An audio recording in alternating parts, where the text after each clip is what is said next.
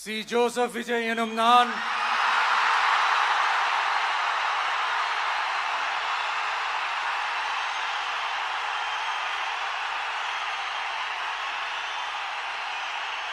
சட்டப்படி அமைக்கப்பெற்ற இந்திய அரசியல் அமைப்பின்பால் உண்மையான நம்பிக்கையும் மாறா பற்றும் கொண்டிருப்பேன் என்றும் இந்திய நாட்டின் ஒப்பில்லாத முழு முதல் ஆட்சியையும் ஒருமையையும் நிலை நிறுத்துவேன் என்றும்